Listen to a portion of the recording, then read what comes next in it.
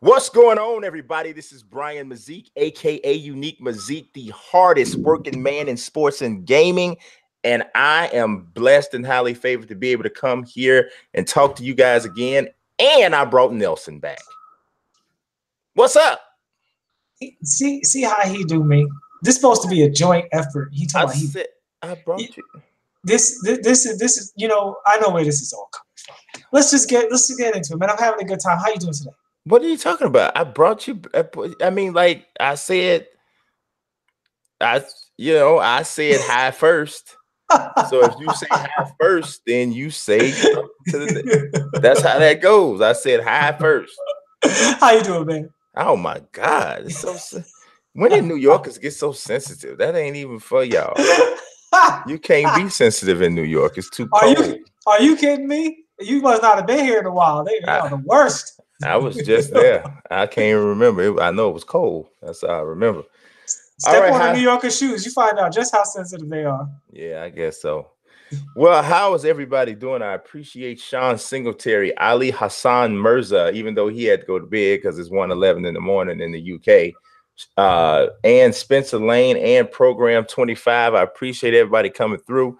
We got a nice little show that we're going to get into today, and we're going to start it off talking about, we're not going to get super deep into March Madness overall, but I did, because we primarily talk mostly NBA basketball here. But I did want to point out something that took place today, because I think that it is going to be like the precursor to a pretty, popular conversation once the offseason begins.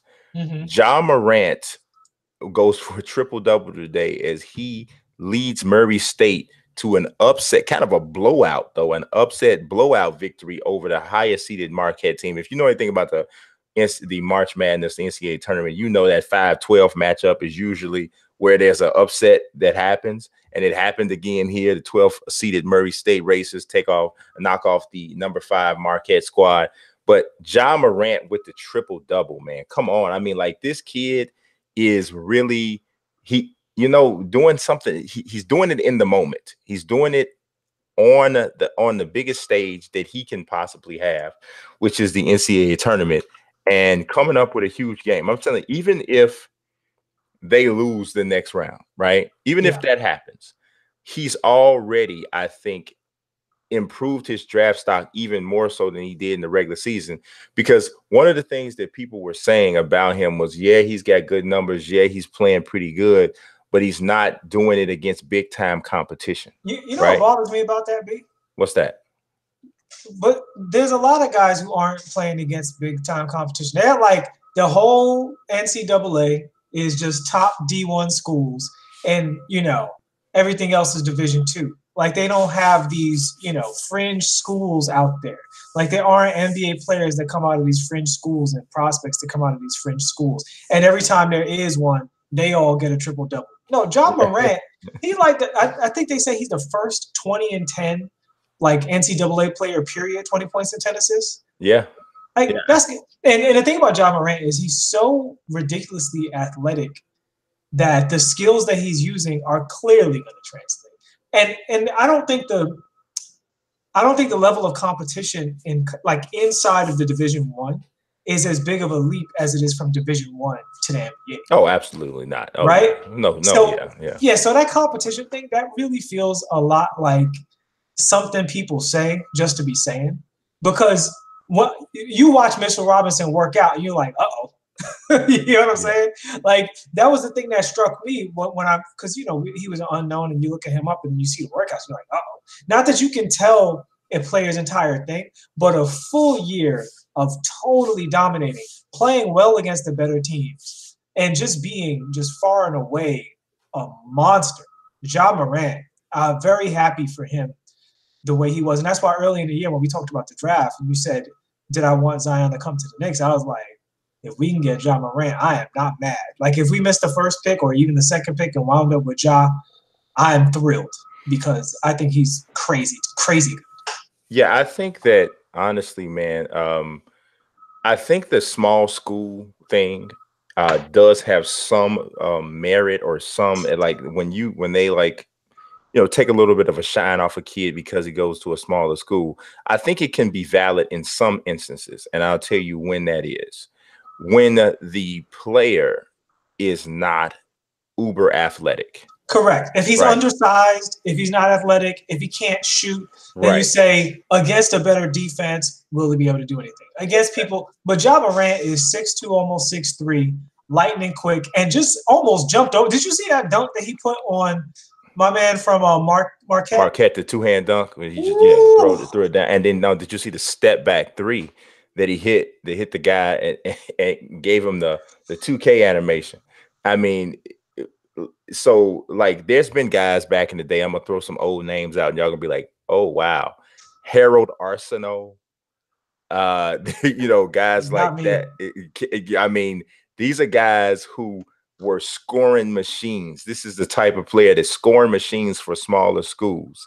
But they had it, like you said, it had a physical deficiency. They weren't blazing fast, or they weren't quite tall enough, but they found a niche to score. Those guys like that, sometimes, yes, if you talk about the level of competition they've been playing against, then you can say, yeah, you might be right. It might not work out. But when you got an athlete on Ja Morant's level, I don't think there's going to be a problem. Ja Morant's going to run past people in the NBA. Yes. He's going to jump over people. Well, that's the other thing. It's like if a guy has legit 3-point range, the line, the court dimensions don't change. No. If a guy has incredible athleticism, speed, jumping ability, that's not going to change. And the thing about Ja is he's so clearly by far the best player in that entire skill set of schools, that entire talent range. Yeah. That I do think it's a little ridiculous to put on him. So congrats to them. And I will say, even though I'm not a huge college basketball guy, I have watched a lot more college basketball this year. Not just Duke, not just Murray State, but just a lot of the games have been really good and really interesting this year. Almost that Golden State effect, where so much talent went to Duke that everybody else is like really competing to scratch and claw. And also the senior factor too, like teams with a lot of seniors bring the matchup of like maturity versus talent, which in college can be a real factor in those matchups. Yeah, I love college basketball. I always have. Actually, I was primarily a college basketball fan early on when I was first actually building my love for basketball. Yeah. And I think that was probably because when I was a kid, the Bulls were so bad. Like a lot of people like from Chicago, when they were a kid, they grew up and Michael Jordan was like the first guy they knew. But when I was a kid, Reggie Theus, Artis Gilmore, Quentin Daly, that was our team, and it wasn't that good, I remember like the first time the Bulls made the playoffs in my lifetime, I was like, really? Like, really? That's what's going on? So, yeah, I mean, so I gravitated to DePaul, because DePaul had great teams in the early 80s with Mark Aguirre, Terry Cummings, Tyrone Corbin, guys like Kenny Patterson, Walter Downing. They had great teams, and they were like the #1 basketball story in the city of Chicago. So, that's kind of the way it was. So I had a love for college basketball early on. Mm-hmm. But let's talk a little bit about let's shift gears a little bit to 2K, because I know that if anybody's been watching and following my channel, and even a lot of the latest things that I've been writing about 2K, then they know that I have become quite taken with my team. I've been playing it more this year, I think, than I ever have since the mode was released. And in doing so, I see why it's something that people really get into. But at the same token, I see also some flaws. So I know that you have recently tried to start to pick it up a little bit more, because I know you've primarily been a My Career and Pro-Am player. Yeah. So, like, I mean, what's been going on with like your My Team adventures lately? All right, so I'm brand new to the mode. I played every other mode in 2K except for My Team, and this was the first time I'd ever tried it, basically at all. And I really liked, like, I'm just getting into it, doing a lot of triple threat and stuff like that. unlocking packs, and even in the very early going, I can absolutely see how it hooks you guys. Yeah. That was the thing that got me. I was like, okay, I could see how I could get really into it. Because first things first, whenever you're playing any team-oriented multiplayer game, it becomes attractive to play a solo multiplayer game. Yes. Where your wins and losses are all about you, right? Mm-hmm. So that's attractive. But the other thing is, as a hoop head, it gets really exciting to play with certain players that you can't play with in the regular game. You know, so just unlocking something like a Jeff Hornacek, you know, or who's the one? John Barry or something like that. Yeah. You know, like unlocking some of these cards. Who's the one I got? It wasn't Dan Marley. But it was somebody like that, like some 3-point shooter from like the 90s that I watched a bunch. Mm-hmm. And Rex Chapman, that's what it was. I got like a mean Rex Chapman card. And it was like, oh, I know what to do with you. You know, and it's really cool. It's really cool. I'm with you. I don't like the fact that contracts are a thing. Yeah. It just seems like and also I wanted to ask you a question, not like having played it. Do you think the My Team currency is necessary? You mean My Team points? Yeah. I think it's very necessary. I think that it is the thing that keeps people who actually play My Team from getting like totally pissed off about I think it's the main thing that keeps My Team from being 100% pay to win. Mm-hmm. Because you don't earn any VC in my team at all. Right. So you earn My Team and My Team points instead. And if they did flip it and say, well, you earn VC instead of My Team points, you could do that. That's what I mean. But I think that at that point, then now you're still going to have the same situation. And I believe it becomes actually even more play to win, because a lot of it is about the strength of your lineup. I mean, it's pretty much all about that. So if somebody can literally drop a bunch of money to get a bunch of VC to then so they can't do that now? They can do it now, but the counteracting in that is that you could grind and earn My Team points as well as the VC that you've accumulated from maybe another mode to somewhat counter it. I mean, you can still do it. Don't get me wrong. You do it, and there are people who do it. Like, yeah, I know a lot of people do that. Yeah, a lot of people who do it. But I think it's a little bit of a counter still, because I mean, I can literally turn it on and I can start playing domination if I want to sit through all those domination games.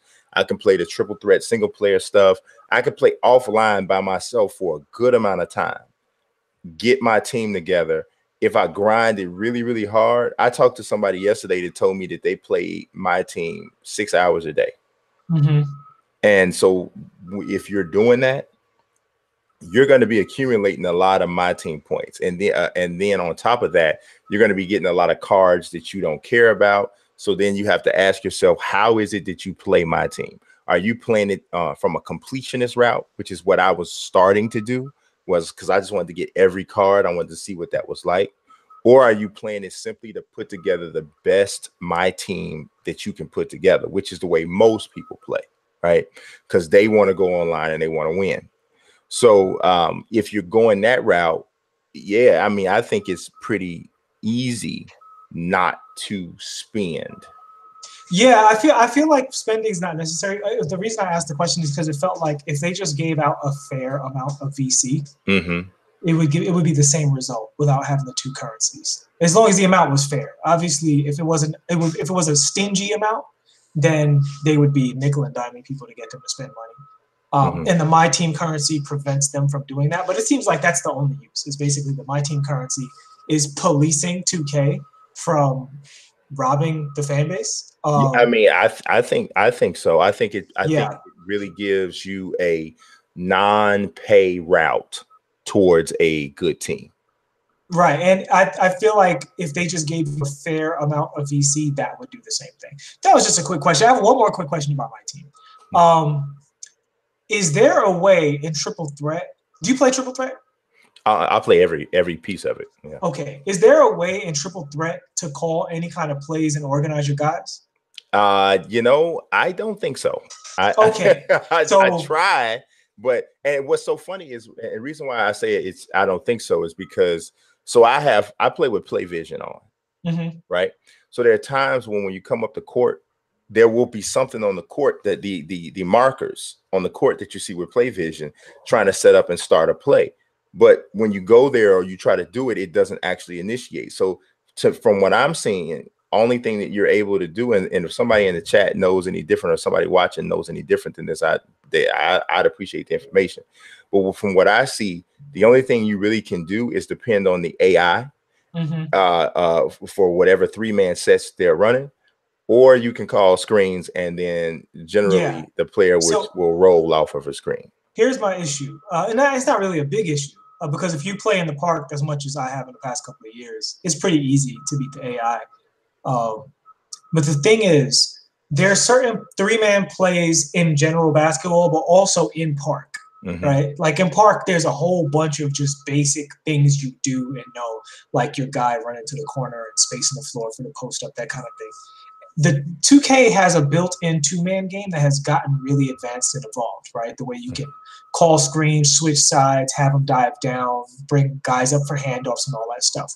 But they need a way for you to have basic formations that your guys look to establish when you get down court. Just really basic stuff like either 2 guys in the corner or double screen up top, just simple stuff like that to make that mode more what it's like at the park. Whereas right now, it's the 2-man game is fine. But whatever that third AI is doing, I just hope it's good. Right.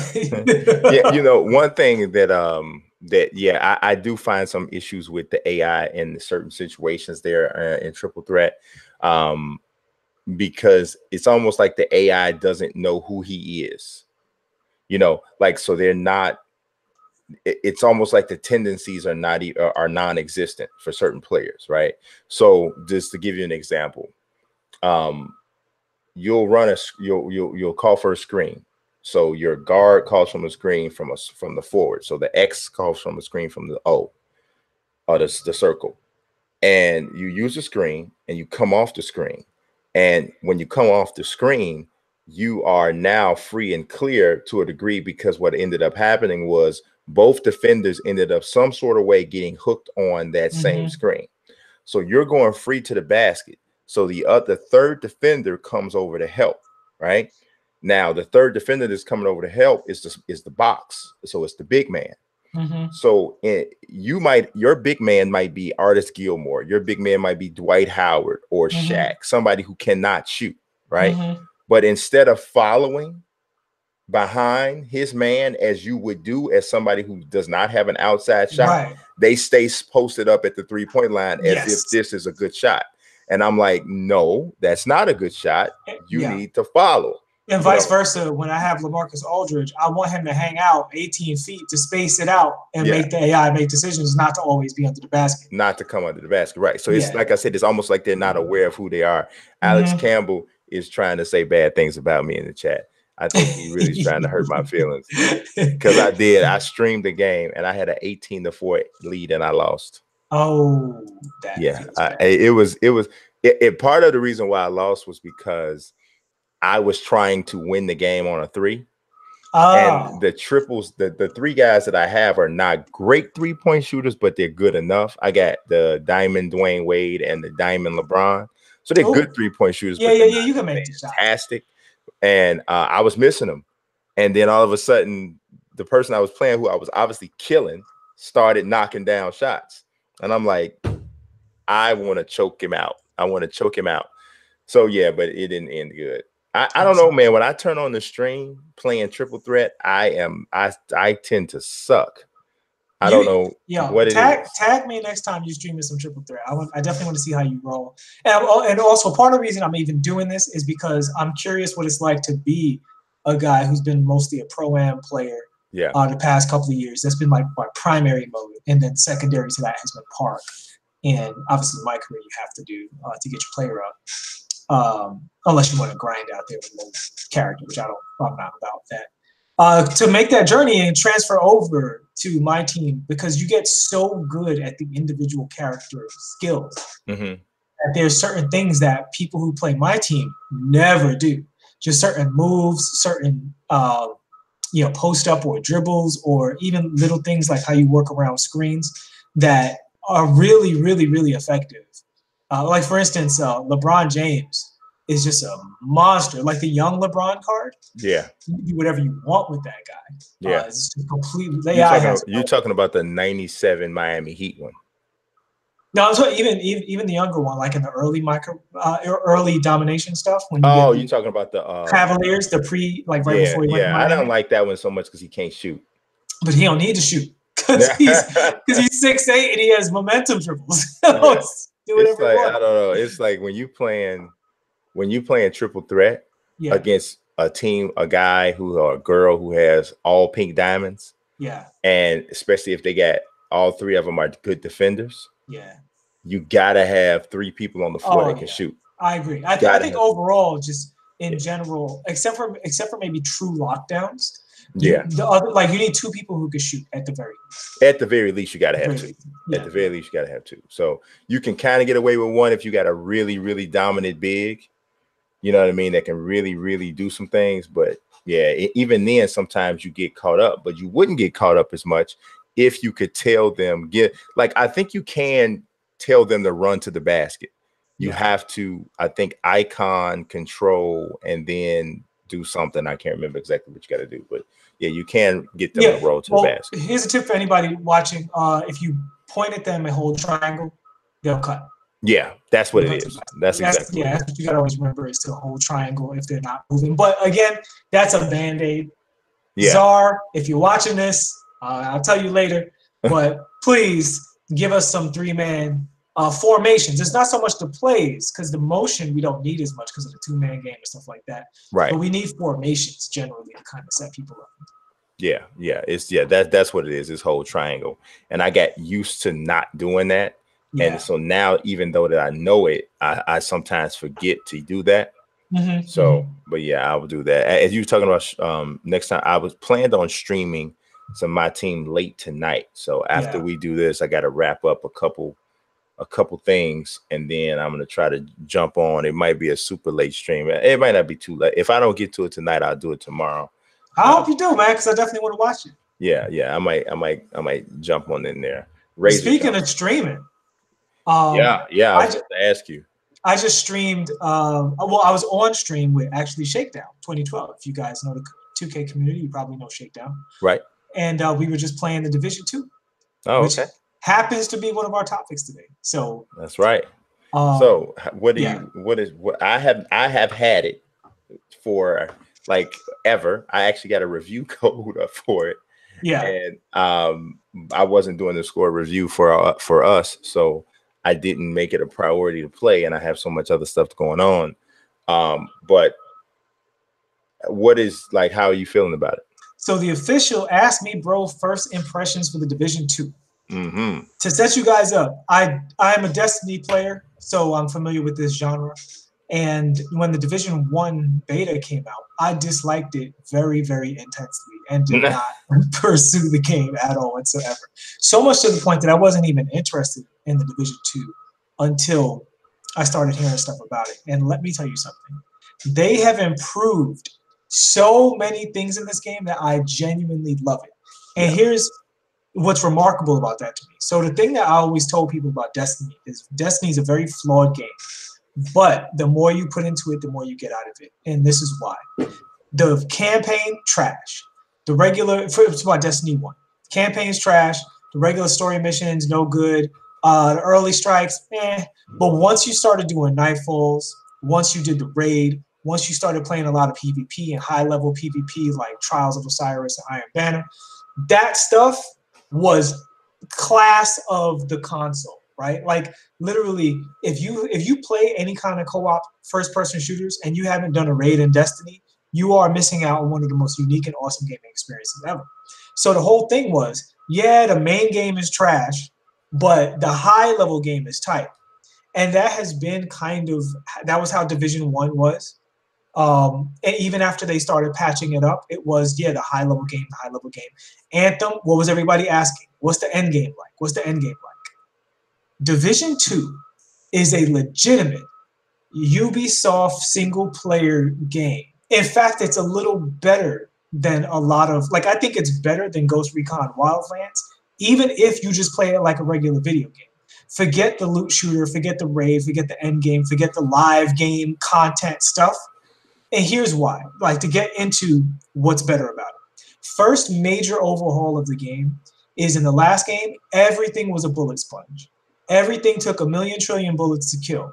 And on top of that, it was dudes running around in hoodies. So if you, I think there's just a certain point, I know it's a video game, but if I shoot a dude with a light machine gun and he's wearing a hoodie, I ain't trying to be here for 5 minutes shooting while he run at me. That's whack. That's bad game design. That's bad story design. It's not entertaining, right? This game, the things that, first of all, everything's not a bullet sponge. And here's what happens when you make everything not a bullet sponge. So let me throw you a scenario. If there's 3 enemies on the battlefield and they're all bullet sponges, the only way to make that fair is to give me a way to survive so that I have enough time to put 1,000,000 bullets into them. So if I do double damage, like headshots, and they take 3 minutes to kill, that means at best I can subtract it to 1.5 minutes. So that's 1.5 minutes of shooting something. But if 2 of those enemies are squishy, if I can kill them really quickly, but I kill them super quickly with a headshot, what happens is you give me the power to change the engagement, right? You say shorten the experience. Shorten the experience. So you say, well, instead of having 3 guys flanking you and setting up the big guy, if you're skilled enough to take out these 2 smaller guys, and that changes the dynamics of the gameplay. Yeah. So, and then also, and this is what makes it better than just a regular Ubisoft game. And I'm a fan of Ubisoft. Even when Ubisoft games are like, it's just another one, I still have fun with it. It's just not something I can recommend to everybody. But what makes it better, take Far Cry 5, which I've talked up on the show as a game that I really liked a lot. But I never talked it up as a game that I thought was a stellar 5-star game. Right. And this is why. And this is what I had a problem with Anthem. The artificial intelligence of those games is usually they're just AI beings created to accept your bullets. Right? It goes back to early stealth games like Splinter Cell and Tenchu and stuff like that. Where the guys, Splinter Cell. Yeah. So the guy's waiting around, and what's he do? He gonna walk around the block all night until you walk up behind him and press Y. Right? So, or triangle, but we all play, obviously Splinter Cell with Xbox. In this game, the enemies behave like they have jobs, like they care about their own health.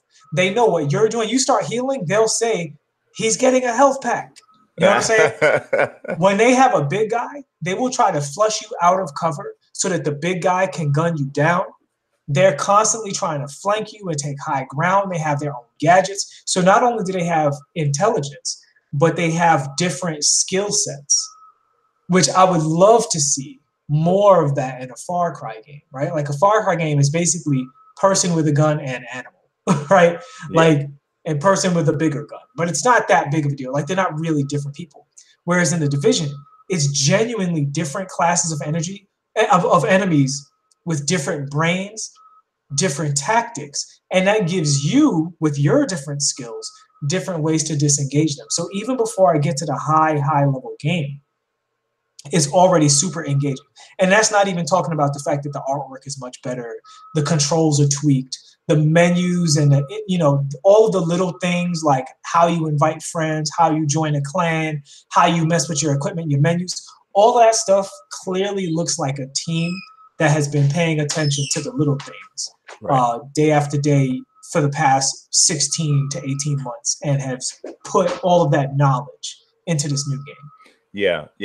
People don't realize how big sometimes those little things are because it's not the kind of stuff that comes up when you're talking about features and that sort of thing, but it impacts your experience. And then you realize afterwards, you're like, man, I sure wish that, because not to go backwards, but my team has a lot of stuff like that, right? Yeah. My team has a lot of little things that you like, why do they have it like that? Like, why is it that when I'm scrolling through the results of the auction, when I do a search on the auction, why is it that you show me 50 million cards that I already have in my in my collection? Why wouldn't you just have a box that I can check that says sort out things that are already in my collection? Like that would matter. So that does that definitely is an impact. I'm gonna have to give it a spin. I have not at this point.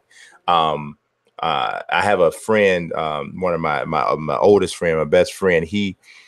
We like I've known him since we were in second grade, and that's the only thing he plays. Yeah, I mean, honestly, it's a blast, Brian. Like, like I said, I did not like part one at all. And specifically, the main reason I didn't like part one is because I felt the combat was very flat. Or it was hide behind cover, dump bullets into the bad guy until you get enough loot that you don't have to dump as many bullets into that bad guy, and then find a new bad guy that you got to dump as many bullets back into. And you just repeat that over and over. I was like, that's not exciting to me at all. Whereas in this game, even from the very, very beginning, it benefits you to think. It also benefits you to learn the little pieces of tech. Like, for instance, you can hop over cover, but you'll hop over cover faster if you first back up and then hop over cover. Which makes sense. Right. When you're reloading, you can reload as you're running from cover to cover, but it depends on how fast your reload is. So you can reload and then dive, like and finish your reload when you get back up, so you don't take as many bullets while you're reloading if there's no cover available, if you're being flushed out by a grenade. It's all of these little pieces of, like, if you invest into your skills and get good at this game, you will be handsomely rewarded with a cleaner game experience. Right? When I was playing with Shakedown, we was playing with a guy, Black Hokage, we were having call-outs, right? Letting each other know when our turrets are up, when healing's available, looking at each other's flanks. And it all made for a much cleaner engagement, which just impresses me so much about the game. Yeah, like I said, I'm gonna play. I told my friend, I said I'm actually giving it a chance today, this time, and I actually texted him today once we were started talking, knew that we were going to talk about the division, because he hadn't told me what his thoughts were on the game yet. So I want to know how he's feeling, because I mean, he's a hardcore Division I dude. Like, it don't get any more hardcore than he is.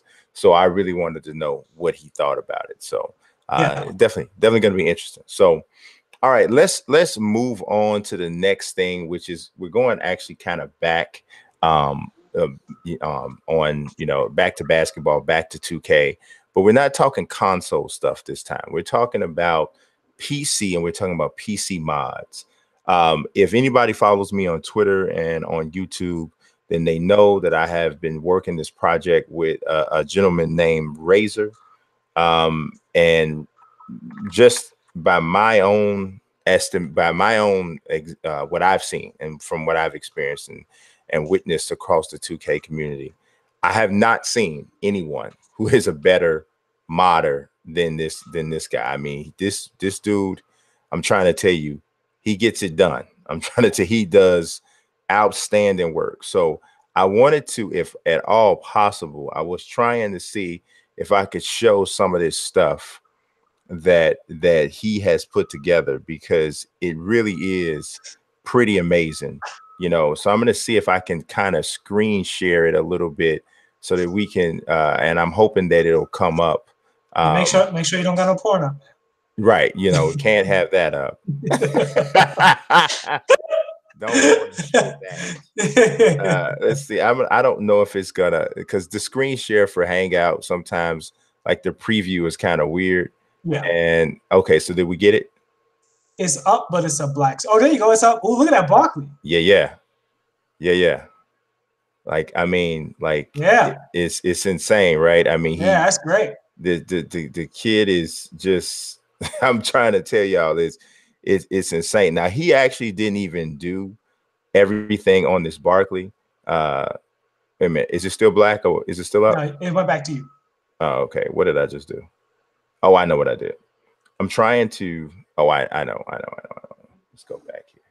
There we go. Flip through. So yeah. So let me ask you. This is an offset. While you're showing the pictures, this is kind of a peripheral topic, right? Right. So everybody's been comparing Zion to Charles Barkley. That's been a big comparison. Right. first, I'm gonna ask you, what do you think of that comparison? Yeah, I don't like that one very much at all. I don't think that the only thing to me that's similar to Barkley as far as him is Zion is that they're both undersized power forwards with exceptional athleticism. That would be the only thing that I would say. I mean, outside of that, I don't see the way the comparison is. His game is not similar to his in any other way. So that's just me. I think his game is much different. Check out that Rashid. Can you see that? No, it's still you. It's still me. Let's see. I wanted to make sure we show this one. It's interesting because I think Zion there's elements of what Charles did in terms of rebounding, taking the ball up the floor, that kind of thing. That in Charles's time, power forwards didn't handle the ball very much, whereas Zion playing that position is coming up now.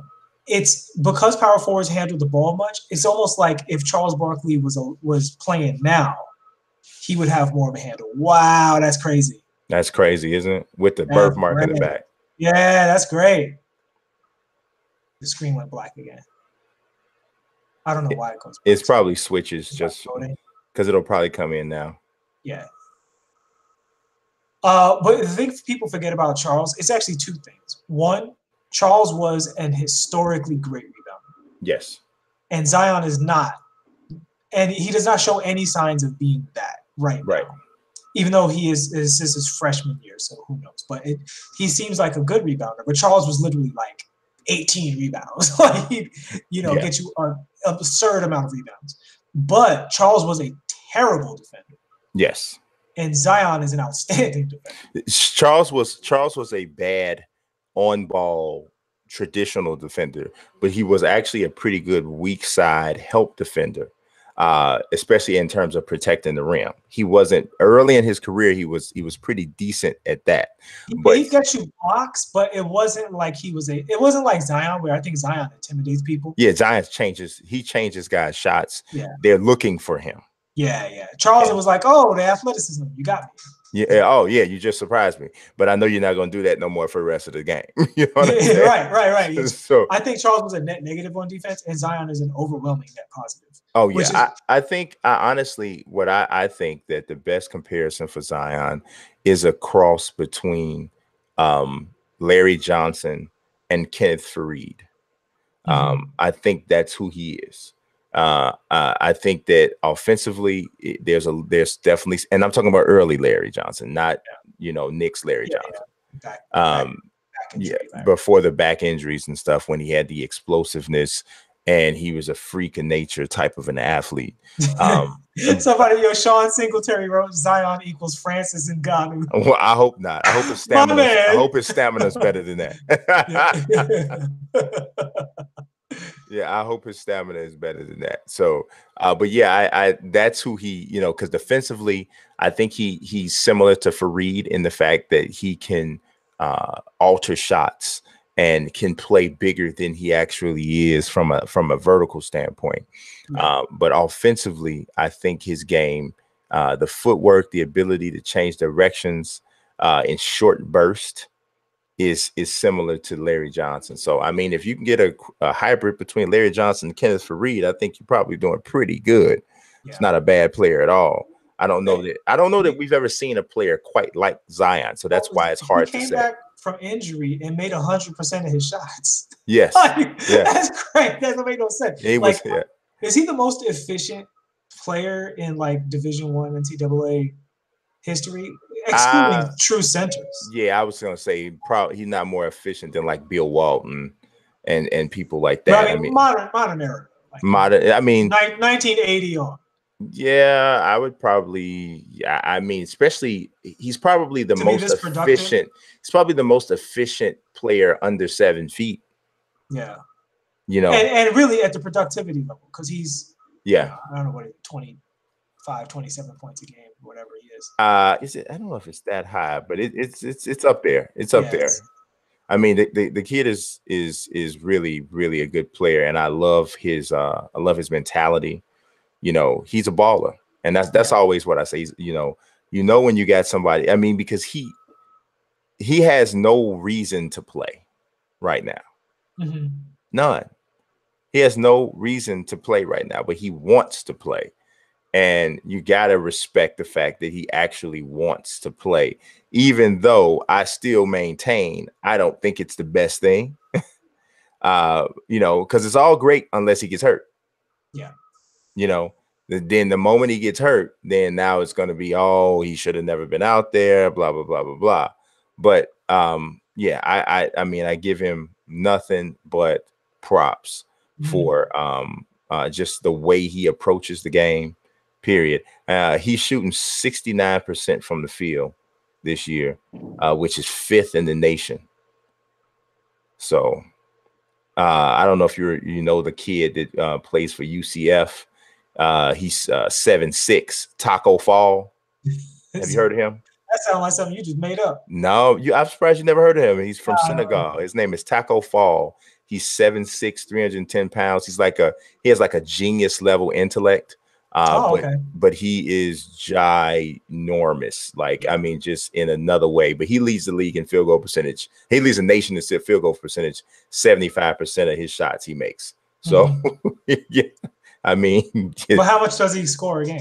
He scores only 11. See, that's what I'm saying. It's like usually when guys are more efficient like that, big guys, they're dunking the ball 3-4 times a game and calling it a day. Yeah. Whereas Zion is leading in scoring. He's averaging 22. Zion's averaging 22. And I think RJ's averaging more, right? It's like a 23, 24, something like that. Something like that. You know, to kind of put into perspective what you're saying, Zion Williamson is the only player in the top. I'm still counting down. He's the only player. He's the only player in the top 48 of the players in terms of field goal percentage who is averaging 20 points or more a game. Yeah. It's funny that Huey Hachimura is the only other player in the top 50 in field goal percentage, averaging more than 20 a game, because he's averaging 20.1. Rui's interesting, man, because I always forget exactly how to. What it is Japanese. So what it is a combination of the R and the L sound. Okay. It's a ru, so it's Rui.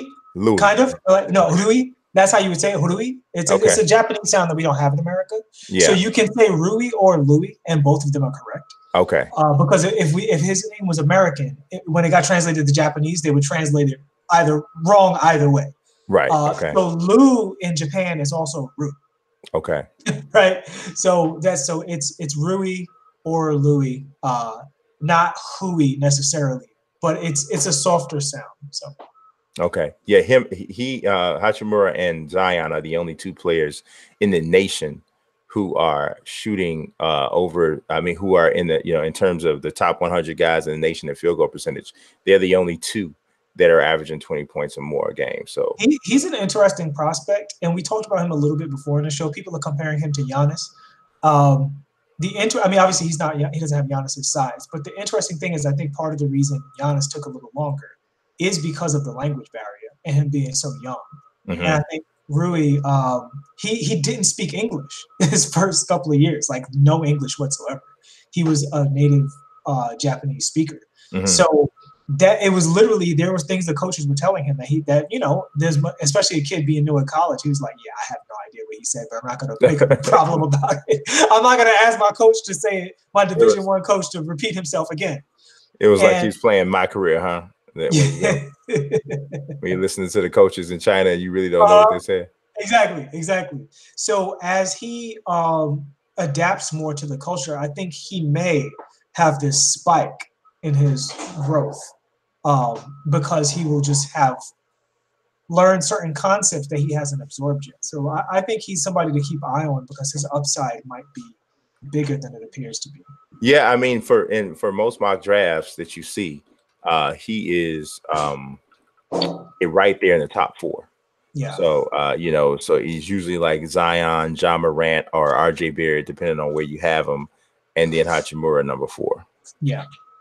And yeah, he's mocked to my Bulls pretty much in every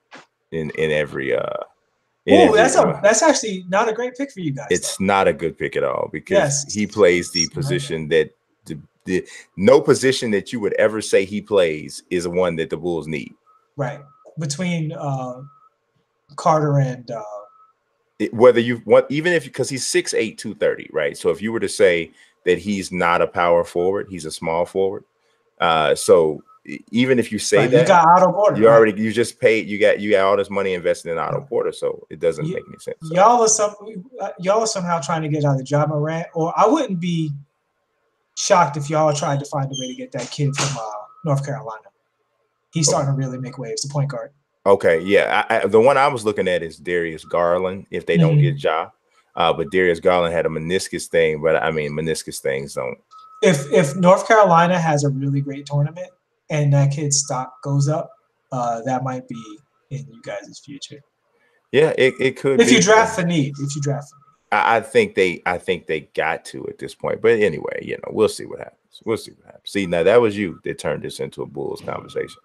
You did that. It's a draft conversation because the Bulls stink. They in the draft. See, that's what you did. That's what you did. And you did that on your own. No one did that but you. You made it. You happened. You happened, Billy. You happened. All right. So let's move on. We're going to get to some fighting. Let's talk about some fighting. Let's do it. Let's talk about some fighting. So yesterday, it was, I believe it was yesterday morning, actually, the now former UFC men's bantamweight champion TJ Dillashaw relinquished his title. Basically, it was more of a move of semantics because he relinquished his title because he was pretty much going to be stripped because, well, he may not have. He probably was going to get stripped because he tested positive, or there was an adverse finding, to properly quote what was said. An adverse finding in his drug test from his most recent fight, which was against Henry Cejudo. Now, the thing of it was the fight against Cejudo took place on the flyweight level, and he's a bantamweight, so he was coming down trying to win a second championship in a second division. So I still think that would have resulted in him being stripped of his bantamweight title, even though that fight was for the flyweight belt.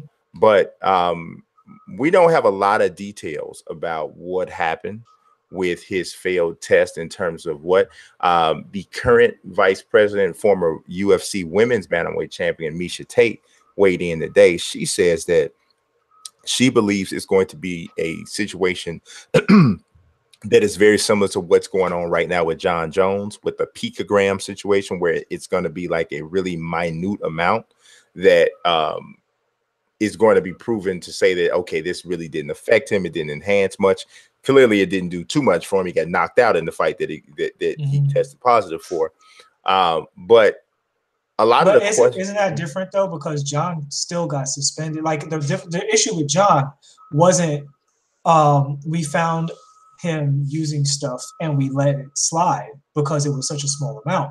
The issue with John was we already punished him for using stuff, and because our testing is so much more advanced, we can still see it in his system. Scientifically, all of the science reports are that this is like everybody, neutral organizations. I know people want conspiracy theories, but these are completely neutral organizations that are saying, that are displayed the science if you care to read it. This is basically like literally if you painted something on the wall and then painted over it and you could see the stain of the old paint. That's what it is. It's clearly the stain because there's, paint on top of it. And this is the same kind of thing. It's a remnant. It's not a thing. There's no way. It's not just a small amount. It's the type of amount. Right? Like when people say picogram, they think, oh, well, suppose he only took a picogram. First of all, that's ridiculous. That's mathematically impossible. But even more so, what it is old in its nature.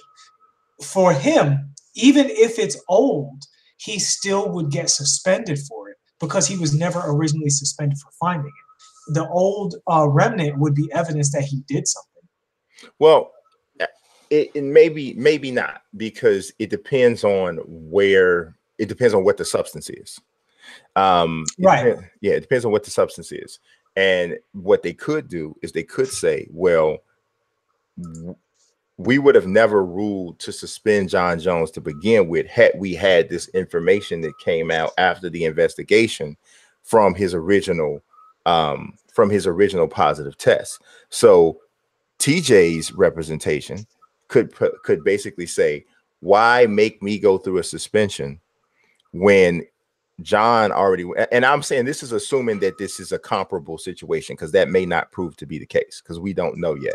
But assuming that it is, his representation could say, well, why put me through what John went through when we're just going to come to the same conclusion that was arrived at when you did John Jones's investigation. So I don't know exactly how that's going to shake out, but I think the bigger issue here is, first and foremost, there's something that has to be done about this entire dynamic, right? I don't know what that is, if it's about being more lenient or if it's about being stricter. I don't know what that is, but to a degree, the UFC is one of the most frustrating sports to follow. And it's one of the most their athletes are some of the most disheartening to follow, because you're so nervous after every win, after every event, because before every weigh-in, right? Because you're watching news to see if what this thing you just spent the entire weekend cheering is going to suddenly be wiped out by some sort of negative test. And then if you know better about how this actually works, and you realize that every dirty test is not created equal, then it becomes frustrating, because you're talking to people who seem to believe that every positive test means that the person went into a factory and shot themselves up with super soldier serum. Correct. You know what I mean? So then that becomes frustrating as well, because now that's a weird dialogue. So something has to be done to remedy this entire dynamic, because it's not good for the sport. I know that the UFC has walked around with bulletproof draws on for decades now, in terms of, yes, we don't hide from our negativity. We accentuate it in many ways. We're not scared to talk about it. But at some point, man, people still like sport. And if you're losing the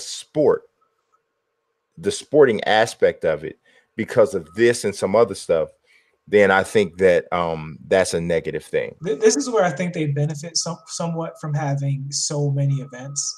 Mm-hmm. There's an NBA element to the UFC, where in football, when a guy does something wrong and misses 8 games, that's half the season. Yeah. You do that in the NBA, you forgot it even happened. Right? Like, we're talking about the MVP conversation with James Harden, forgetting that he stunk it up for the first 15, 20 games, however long it was, when he was like bad and out of shape and stuff, because the season is 82 games and you have time to make up for it. In the UFC, they have so many athletes that, you know, when we see John Jones again, when we see Adesanya fight, you know, Kamaru Usman being a class act in the face of his championship, and you know, the next time we see Woodley, we're gonna forget about all these things. It's funny you said that. I got actually a take on that. Oh, go ahead. What you got? You know, you were saying that Kamaru Usman being a class act, like, I think like that was the case for the most part, but it was something that went on with Kamaru Usman after the Woodley fight that I myself and a couple people online kind of noticed, and they made comments about it. What's this? Like, my man was like, and I don't know, call me old school, I don't know, but my man was cussing up a storm literally during his post-fight interview, holding his toddler-sized age daughter on his arm at the same time. And I understand, I know people do things differently. They go wild, they go buck, and they go, oh, and I know I had one person on Twitter said she gonna hear it someplace anyway. He's literally, you just won a championship, you holding your daughter. I'm talking about she had to be 3, right? And I got another MF thing, and after I got snot and tissue, dirty panties. I mean, he just saying it all, Jack. And I'm like, you ever watch somebody do something and they kind of make you uncomfortable for them? And I'm like, dude, you got I mean, okay, I get it, but the baby, bro. I'm like, you guys gonna do that? I don't know. I'm kind of, first of all, I try not to tell nobody how to raise their kids unless they're doing something destructive. And I'm also on the side of, has different definitions, but when it comes to cursing is just words. And I think it's more important to teach your kids, like, it's appropriate to use cursing in these situations, and it's inappropriate to use them in those situations, rather than you just ain't gonna hear the word because it's a word, it ain't doing nothing to you. Yeah, I don't know. It's only bad because we say it's bad. Yeah, I don't know. People say words ain't doing nothing to you, but then there's a such thing called verbal abuse, and then they say the words are doing something to you. It's abuse. No, but I'm saying that, I mean, it depends. Good. Well, man. I think that's one of the differences, I would say, is if I'm cursing and I'm just using an expletive in a phrase, right? So if instead of going to the movies, we gonna see that effing movie, that's not hurting nobody. But if I say, to a person, instead of you're John, but you're John the MFer, now that's a different context, right? So, how you use in the words is more important than what the words are. And I guess that's what it is for me. But I feel you as a parent, you feeling like that. That's totally fair. Yeah, but I would say overall, I think that's definitely a difference. It's definitely a difference when it comes to, as a parent, you start to look at things a little bit differently. But I think the Dillashaw thing looks bad. I did a quick question. Cody Garbrandt has just been throwing shade and salt left and right. He said 2 years ago that Dillashaw was using PEDs. Super dirty. And he said that he showed him how to use it, offered to show him how to use it. So he said, this doesn't shock him at all. And a lot of people say, well, how are you using PEDs if you're not bulking up? But that just shows another level of the ignorance about PEDs in sports, because not all PEDs are designed to bulk you up. These are advanced, little pieces of medicine that people are conjuring up, and they're designer drugs. Okay, they're being designed for specific results, for certain people looking for specific types of things. And if you're not looking to bulk up, there's something for that too. And the thing is, and this is why we say the steroid discussion is complicated. Mm-hmm. There are certain things that are okay for me and you to take over the counter that are not okay for these athletes to take. Right. It's that simple, right? Mm-hmm. So there's stuff I could get from GNC that's a banned substance. So everything is, again, not deer antlers being rubbed on, your inside breast pocket so that you punch harder. That's not what everything is. So like we said, until we get more information, we don't know exactly what it is. But I think it looks bad. Yeah, it looks bad for Dillashaw. And this is probably is what it is by going by what it is so far. Yeah, it definitely, I like I said, and even no matter what ends up happening with him, it just looks bad I think it looks bad for the promotion overall. And I know that they're probably at a place where they feel like nothing makes them really look bad, because they're the UFC and they can do what they want, and you guys are going to come back anyway.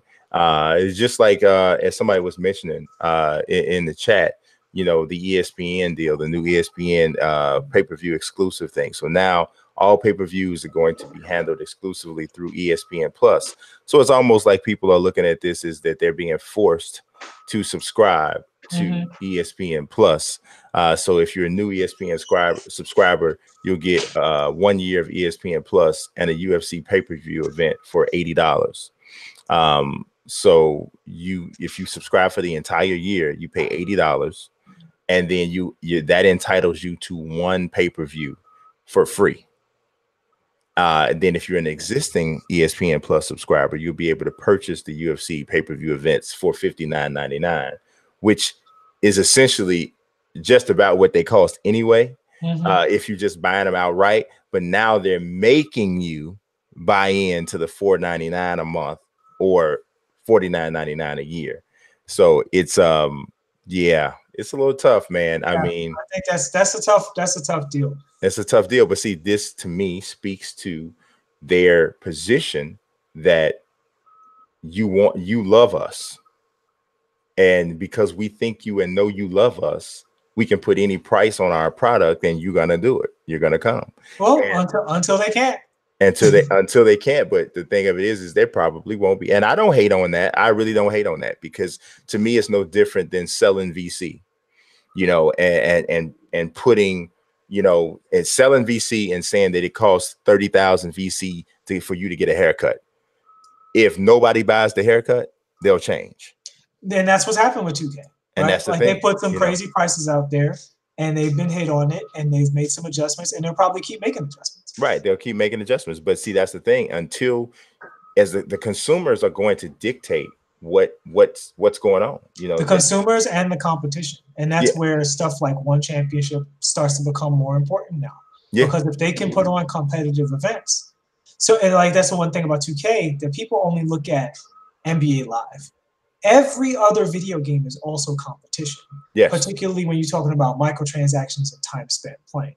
So when Apex Legends comes out and is a stellar 5-star online shooter for free, that impacts 2K. And because they have to buy your time back, and they can't buy your time if they selling, you know, $250,000 megaphones, 1,000 VC megaphones.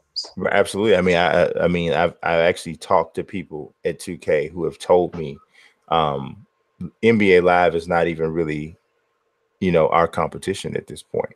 Our competition is the Call of Duties and the Destinies and the Apex Legends and the Fortnites and all that. Because those are the games that, like you said, are occupying people's time. You know, the only people that spend a lot of time playing NBA Live are people who have attached some ridiculous sense of loyalty to that series that doesn't have anything to do with the fact that it's like they look at it like being a fan of a team, right? So it's like, yeah, my team sucks right now, we in the lottery, but I'm going to keep watching because it's my team.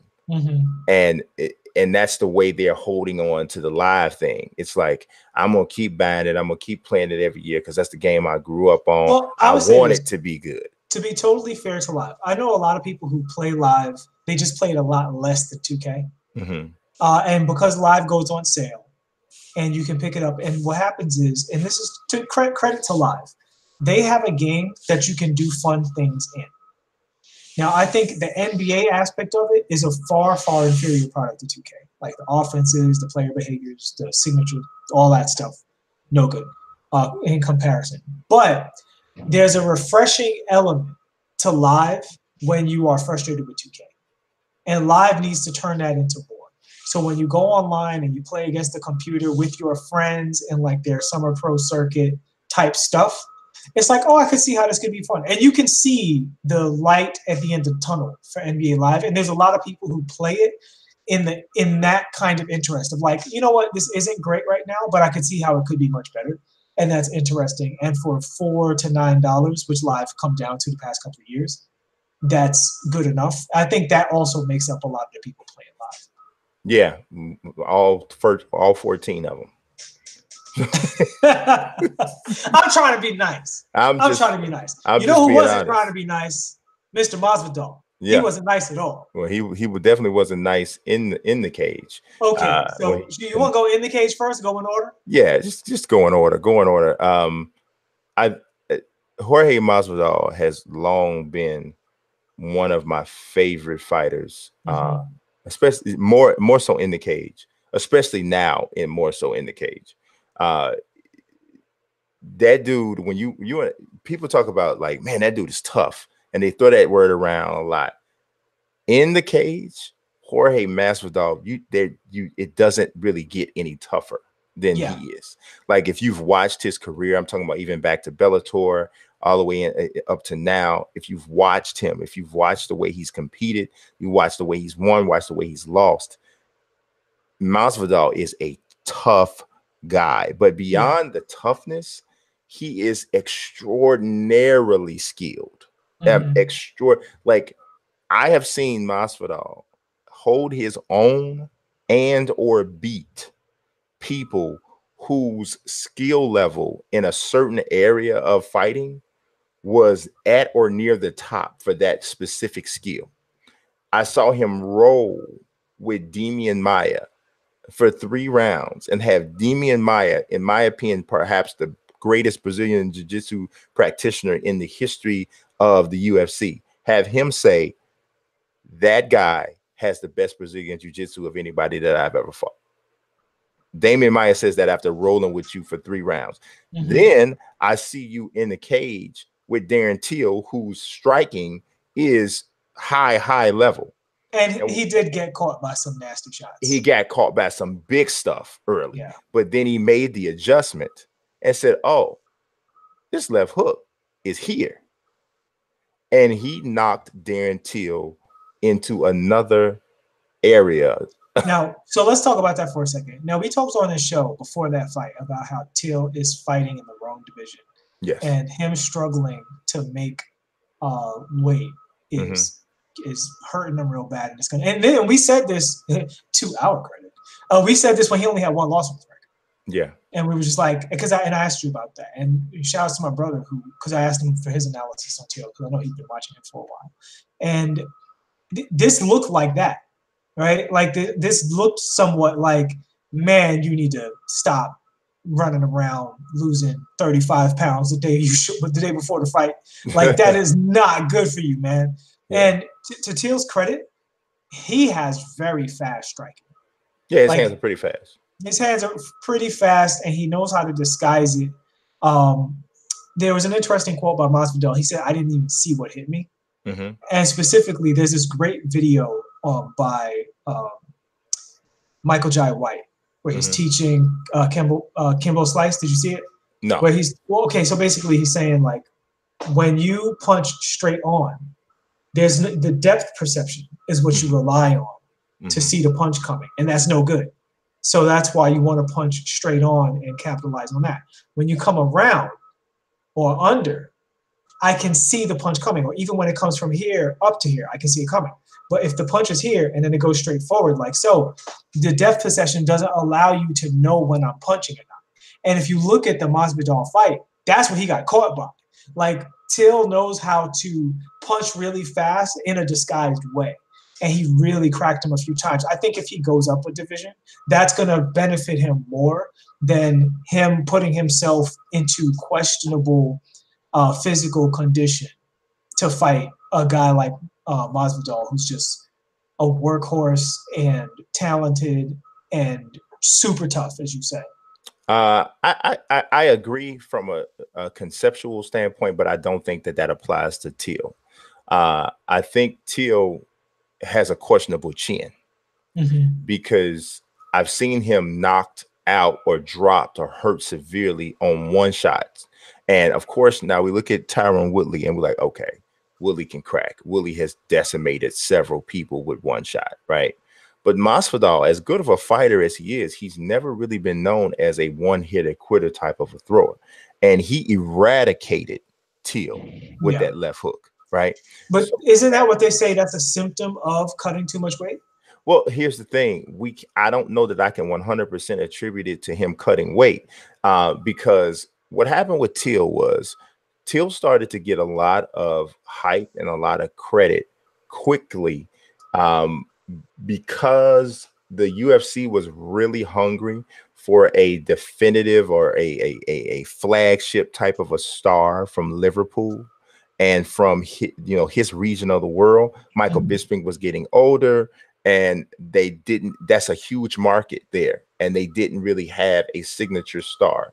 And Darren Till has the mouthpiece, and he has a look, so they wanted to erect him as that guy, and he was willing and bringing it on, and he helped get that first event in Liverpool there with just his own promotional skills and his hype.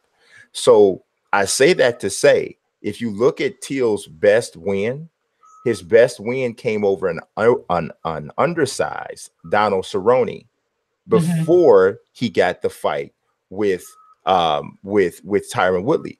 He quote unquote beat Stephen Wonderboy Thompson, but I thought Wonderboy won the fight. Neither one of them did anything for the fight period, but based off of the little taps that were thrown, I thought Wonderboy probably should have won. I say that to say Till was never really truly tested until he met Woodley. And now here again when he's fought Masvidal. So I'm not sure that the failure that we've seen from him is due to the fact that this is just who he is, or are you really now showing some ill effects from constant weight cutting? And I'm saying if you're getting destroyed by 170 pounders with one shot, what happens when Yoel Romero hits you? What I happens? think that's totally fair. And honestly, I don't even necessarily disagree with you on that point. I just think that it's possible to be a factor because this was something people were saying and has been recorded about him, is that he walks around too big. Yeah, he's a big guy. He's a big guy. Wrong division, and he's cutting too much weight, and it's going to catch up with him. And this is what catching up with him on paper looks like. Yeah, I'm not saying that it totally isn't that, but what I think is that he's in line to, because here's the thing, he's getting caught, right? And getting caught is a defensive deficiency. Yeah. Being able to absorb the shot is a secondary skill. Right. You know, so if you're getting caught, that doesn't really have anything to do with you cutting weight. That's you just getting caught. So if you're going to get caught anyway, and you start now getting caught by Yoel Romero, Israel Adesanya, Robert Whitaker, these guys are bigger, stronger guys. Because now, see, one of the biggest advantages that Teal had was that he was such a big welterweight. He was so much bigger than just about every 170 pound that he fought. Now, he's not that much bigger than Stephen Thompson. Stephen Thompson's a big welterweight too, but he is bigger, but wasn't as hulkingly bigger over him as he was over the others. So I don't know. I've never was 100% sold on Darren Till. I never was. Me either. I never was. So I'm not sure what's going on, but I know that the knockout that he suffered last weekend is a life-changing, career-changing type of a knockout. Because when you get knocked out and you're literally unconscious for anywhere between 60 to 90 to 120 to 2 minutes, yeah, that's different. That's different. And so, and not everybody is capable of coming back from stuff like that, the same fighter as strong. And now you telling me you're going to go up 15 pounds and fight people who hit even harder and don't have the stigma of being the bigger guy? I don't know. I don't know how that works. But after the fight, which is one of the things we were going to talk about, is Masvidal getting into a thing with Leon Edwards. Now, Leon Edwards is another British fighter, British welterweight, who is vying for a title shot. He had a really impressive victory himself on the same card. He wants badly to fight for a title. He felt that he should have been the one fighting in the main event that night. And he had been talking and taking shots at Teal and taking shots at Masvidal. And Masvidal, before Masvidal was a mixed martial artist, he was a street fighter. So very similar to the way Kimbo fought on the street. That's who Masvidal was. And in a lot of ways, he's still that guy. So you're not going to just say anything to Jorge Masvidal and think that it's just going to be a shouting match. It's generally going to probably turn into something. So Leon Edwards is off in the corner someplace, and he starts interrupting Masvidal's interview. Masvidal walks up, boom, boom, boom, gives him the two-piece, hit him so good and so clean, he cut Leon Edwards on the jaw. I know a lot of MMA fans and a lot of UFC fans really enjoy that kind of stuff. I personally don't, and I've been, following this sport for over 26, 27 years. I don't need that in my MMA cereal. I don't. I like the sport to be I like it to be a sport, I don't have a problem with like trash talk or whatever, as long as it doesn't get to the point where you're insulting somebody's family, their religion and stuff like that. As long as it's not doing that kind of stuff that's going to lead to something else, I'm cool with that. But fights where like that, because here's the thing. Everybody's just like, oh, okay, yeah. It wasn't very much. It wasn't nothing. It was just, okay, we just threw a couple shots. Okay, he got a little scrape on his face. No big deal. All of those instances and incidents are this close to becoming something much, much bigger that impacts people on a whole nother level, right? Oh, for sure. And even Masvidal himself, he could have broke his hand and not been able to fight you know, right. for 6 months or something like that, right? Or it could cause some sort of brawl or melee backstage. For sure. Somebody pull out something. Right, and now Here's the thing, people start getting hurt. Even beyond that, and now we don't totally disagree on this. The way he was building up, I thought maybe he was gonna let him slide a little bit. Honestly, I feel very strongly negative about what he did. Yeah. Because the way you let me describe it as I saw it. So he's doing his interview, and Leon says something as he's walking by. Leon got a good 35 feet away from him. And this dude stopped the interview after Leon was away, chased him out into the hallway, called him, like he owed him $20 and he was trying, before you leave, let me get that $20. You know what I'm saying? And I need that to get back home. You know? Right. And he's calling him. And then Leon walks over. He claims Leon put his hands up. Leon did not threaten him physically. He did not rapidly close proximity. He preemptively attacked Leon Edwards with a whole bunch of sucker punches before they were separated. Right. And the thing about that gets me is what you said about the street fight thing. On the one hand, I get it. And if you listen to Masvidal talk, he is that dude. On the other hand, miss me with that juvenile stupidity. Yes. Right? Like, yes. Don't pretend you've never seen people sell fights in the UFC. Yes. Leon is selling the division. He is selling fights. He is building rivalry.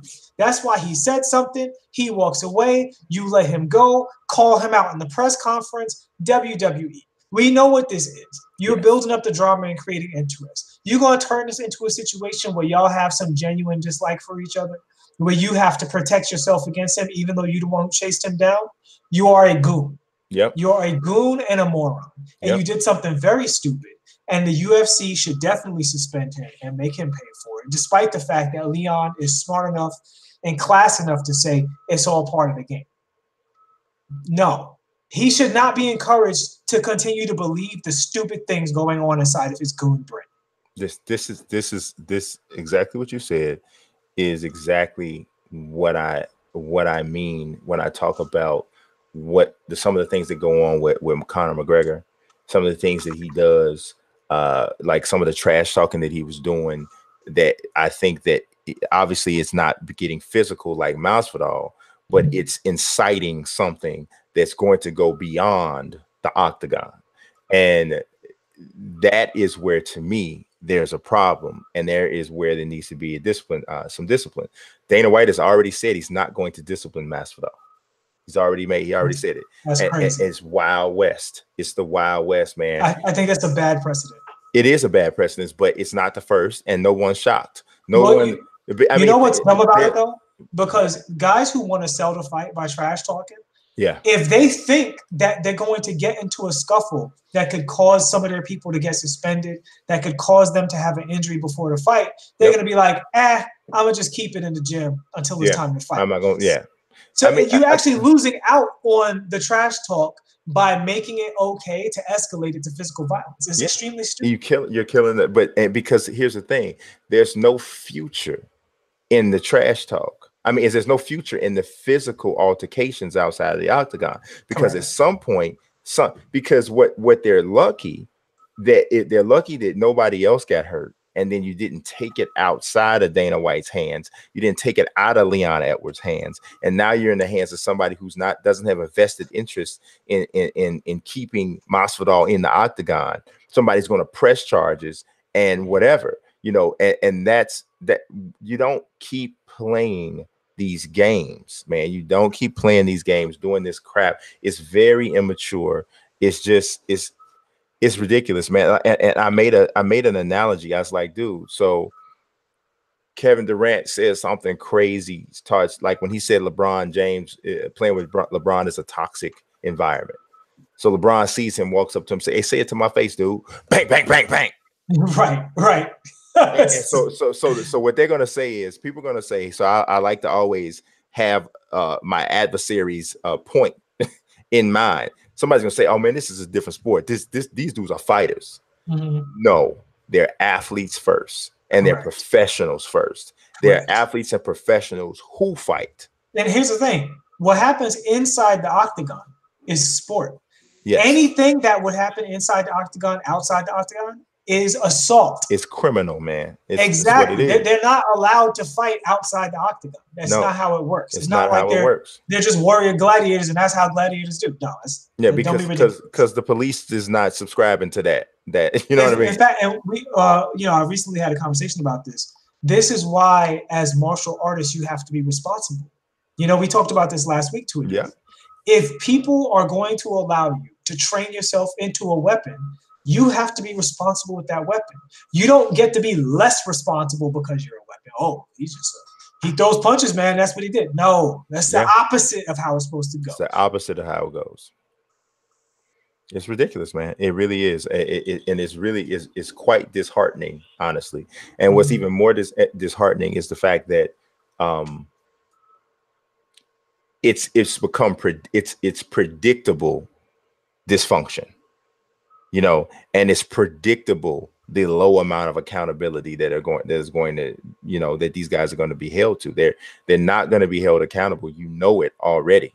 You know what I mean? So it's crazy. And even some of my favorite fighters have been guilty. I mean, Cyborg slapped the taste out of Angela Magana's mouth at the UFC fighter retreat. Angela Magana had been talking about her. She gets off the bus, walks up to her, didn't know somebody was filming, pop, smacks the taste out of the girl's mouth.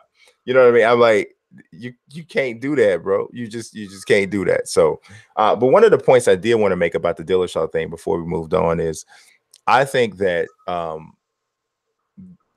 the UFC can handle this well and kind of divert some attention from what's going on by having a tournament to determine who is going to be the next champion. Right? I think it would be awesome. I think tournaments work well in MMA. They're working well for Bellator. One championship is starting 2 tournaments now for their lightweight and men's flyweight division. Imagine taking the top 8 healthy, and I say healthy because Dominic Cruz is in the top 8 and he's obviously not healthy, but the top 8 men's bantamweights and putting them in a tournament, NBA conference playoff style, 1 against 8, 2 against 7, 3 against 6, 4 against 5, and having it battle out with the hype machine that they're attached to now with ESPN. Dude, you know what? And it would be phenomenal. Past few weeks, we've been saying this is an event for the hardcore. Yeah, that tournament would give you life in between the Adesanyas and the Yoel Romeros and the top flight people always fighting in the championship bouts and stuff like that. This would give you, it gives you a championship fight without a championship fight at the top of every card. Yeah, I mean, essentially, you got the 1-8 matchup and you got the 4-5 matchup. Those 2 fighters fight each other on the same. Those 2 fights take place on the same card. Then the next card, you have the 2-7 and the 3-6. Those fights, because they stay on the same time schedule. Okay. So then the next time when they fight, the winners of that little 4 fight on the same. And I'm telling you, it keeps intrigue. Now, the entire card isn't the tournament, but you got these tournaments. So every card is spiked by this real interest. I'm with you. It makes great sense. And to me, by the middle of the first tournament fight, you forget why they even having the tournament. All you notice that they having a tournament and it's awesome. And that's it. You don't even realize. You be like, oh yeah, they did lose because TJ got stripped. But I want to know who's gonna win. You know what I mean? And that becomes what it is. So that's my idea. I actually wrote something up about that last week. If you guys didn't get a chance to check it out. But let's move on to Ask Us, Bro. I saw one question already in the chat. I don't think that we have a lot in terms of what you guys sent us overall throughout we had some run over from last week, right? Yeah, we did have a run over from last week because we ran a little short on time. So let me see where we are. And if you guys in the chat have a question, I would like to take one from the chat. I mean, this is a little live show improv. What do you think about that? Doing at least one live chat question if guys have a question? We actually did have one for sure. So okay. I know that. So definitely we can get to that. But the first question comes from Mike Smith, Cargill 33. He says, where do you think Kawhi Leonard will play next year and why? Oh, that's a great question. I am leaning towards the Clippers. The reason being, first of all, that's a position that they need. They're a great team already. Jerry West is there. He wants to play in LA. That's been covered. I think that this thing that brought him there to Toronto is also the thing that will allow him to leave. Toronto is perfect, except for the fact that he knows that they kicked DeMar DeRozan to the curb in a way that was not conducive to what they're telling him. So when someone has broken a promise right in front of you, you don't believe the promises that they're telling you on the side. Right. Oh, but for you, we'd never do that. No, he doesn't believe that. It's just how good can it be here? And if the Clippers situation wasn't so perfect, if it wasn't in LA, if they didn't have Doc Rivers, if they didn't have a bunch of talent there already, if they didn't have Jerry West and a super rich owner who's willing to shell out money, being in his hometown, and the fact that LA is a place that he doesn't want to go. So if he wants to play in LA, the Clippers is the only option, because I feel like he definitely doesn't want to play next to LeBron James with the mess that's going on down there right now. If the Clippers wasn't perfect, maybe he would stay in Toronto and overlook it. But as it is right now, if you look at Kyle Lowry in that situation, Kyle Lowry has not backed off emotionally from what happened over the summer. He's been a total professional. And at times this year, he's been excellent for them. Even though when his shooting has gone up and down, his playmaking was there, his defense, his intelligence has been there on the court. He's been basically a model citizen when he was healthy. But you look at his attitude, and he's like, no, I don't trust that guy. And when arguably the second best player on your team is like, yeah, I'll play for him, and I'm not going to blow this up, but I'm not recommending you stay here, even though Kyle Lowry's stuck there.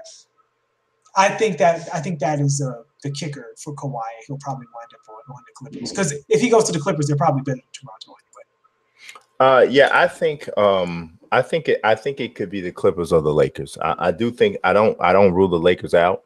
I know everybody saw that that video after the Lakers just played Toronto, and when LeBron shook Kawhi's hand, and I told you later.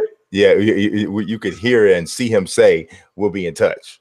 Yeah, and, so I think that's a possibility, but I do think the Clippers have a lot to offer him from a youthful standpoint. I just don't know whether or not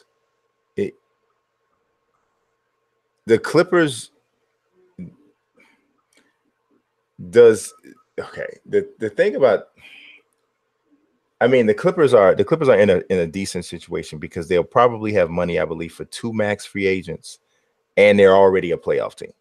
So Brooklyn is the other team like that. They also have, and similar to Brooklyn, they have players people actually want. Mm-hmm. Right? Like Brandon Ingram was the only player on that team that at this point was looking like somebody that people would want. And then he came down with the Chris Bosh's. And people are like, we need to see how serious that is. Now, the medical word is that this isn't as serious as Chris Bosh's thing at this point. Mm-hmm. But when you look at Brandon Ingram, I think there's a little bias because he doesn't have the look of like Zion, who looks like a specimen. Mm-hmm. When you hear about a medical issue, you're like, whoa, hold up. Whereas with the Clippers, they have several players that people want. They have a lot of like good mid-range talent. So even with what they have now, they're still flexible beyond that. So and we never talk about Lawrence Frank. That guy's a basketball genius too, man. He's a very good coach. Yeah, he's a great coach and has a great brain for basketball. And with him and Doc and Jerry West there, that's like elite level NBA intelligence. I think the Clippers now are in a very special situation. Yeah, they're in a very good situation. I know D. Johnson is loving this Clippers praise. Yeah, you take it all back. Yeah, I mean, he's loving that. But yeah, I do think that they are in a good situation. I think Kawhi fits the identity of the team that they're creating there. Yes. Well, dude, if he goes there, that team defensively is going to be a serious problem. Like, here's the thing. I think this might sound controversial, but I think potentially the West in the future, in the next 4 years, is more open than the East. Because the West has a lot of either talent in their prime or talent that's starting to age. Whereas the East, you're talking about Giannis, Ben Simmons, you know, I really Joel think Embiid. I think you're talking about Milwaukee, Philly, and Brooklyn, and depending on how Oladipo comes back, Indiana. Well, it's also what did the free agents do, right? Yeah. So if Kevin and Kyrie either go to New York or what have you, or don't, right? Like if Anthony Davis gets traded to Boston, which is highly likely that he winds up in Boston, you're looking at a real situation where the East is going to have 3, 4 MVP, maybe even 5 MVP level players on good playoff teams for the next 4 years that are all younger. And Golden State, again, if Kevin Durant leaves, now I think Golden State is still going to be the favorite overall, particularly if they lose Draymond and keep Boogie. I think that could be a good look for them if they get defensive mid-range players. But there's Steph's good 31. Yeah. You know what I'm saying? So they can be had getting a little older, not having Kevin Durant on the team. And everybody else, look, OKC still needs another player. Denver doesn't have a legit perennial all-star talent on their team yet. Either one of those guys has to get better, or Porter has to turn into something before Denver is a team that you look at as, like, if you're a Kawhi Leonard, you're saying, I can't beat them. I need more help to beat them. I think if you're Kawhi Leonard, you're saying, if I go to the Clippers, we're better than Denver.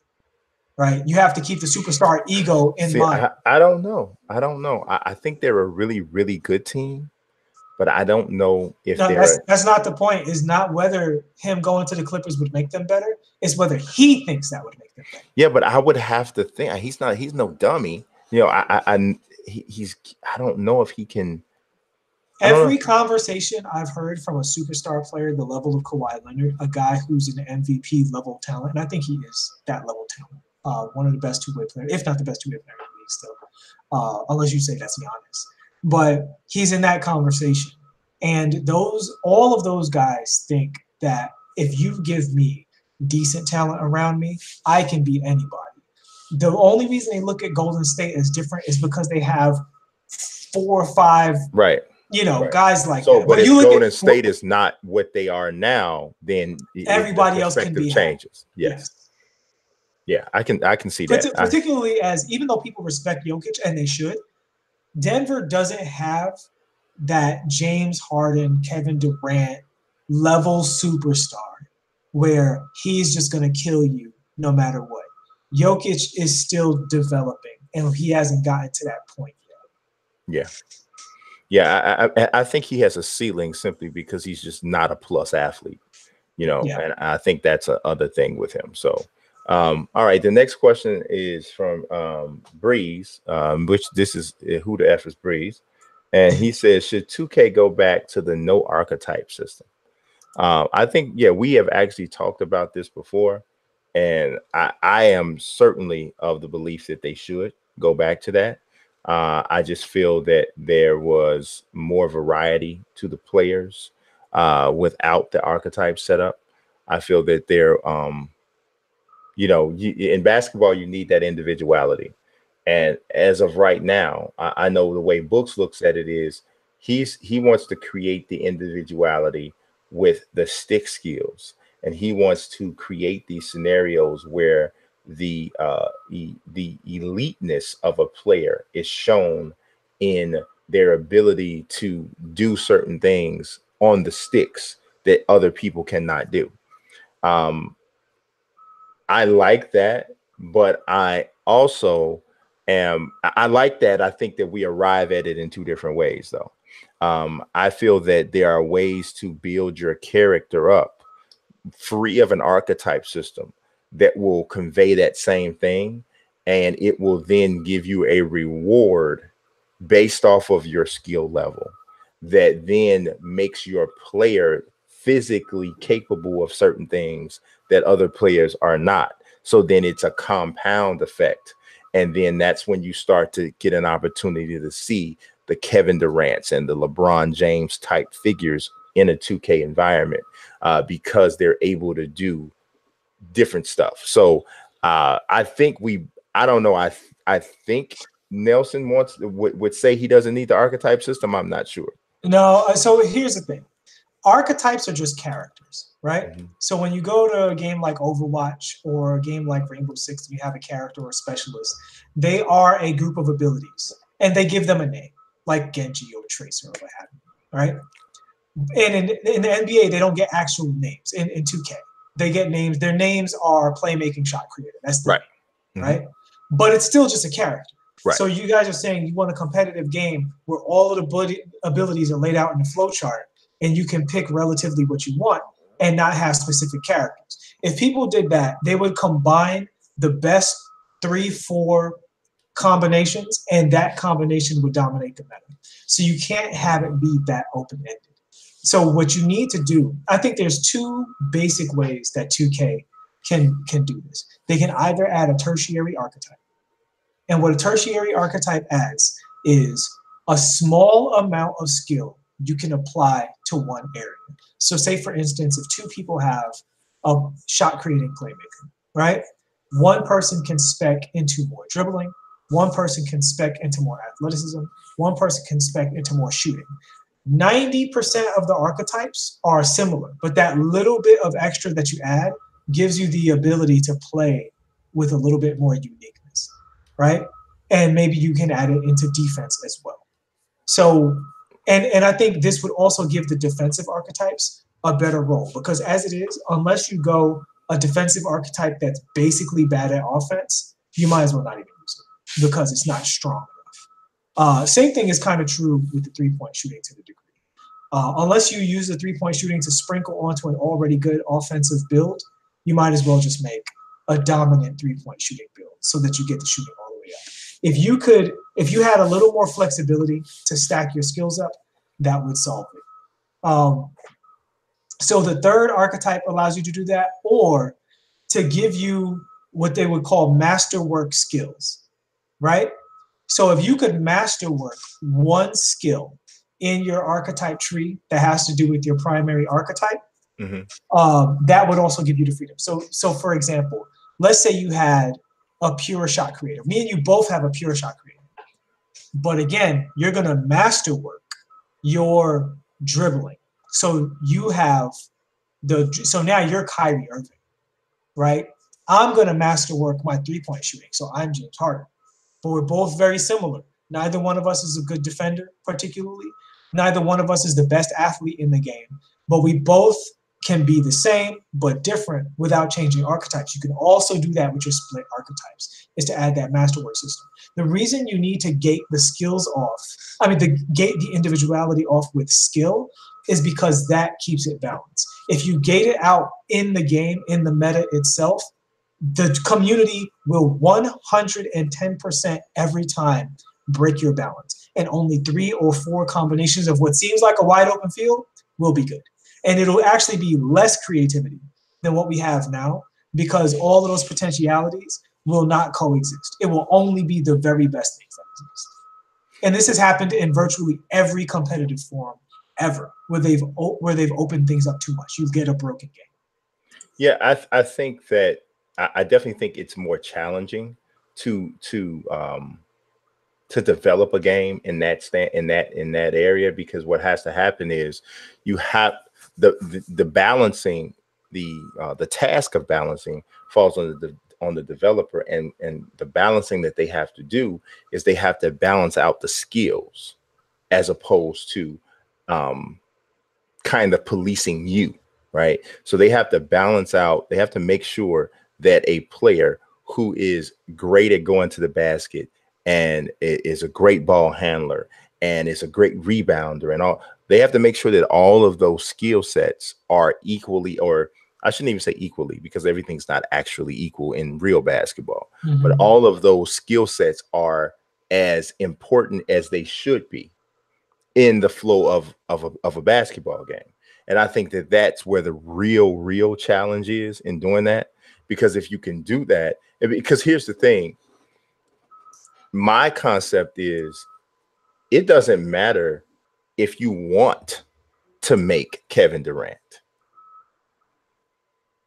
You would, in my concept, not everybody would ever be able to attain that, because it's going to take a certain level of skill in order. It's not just about grinding.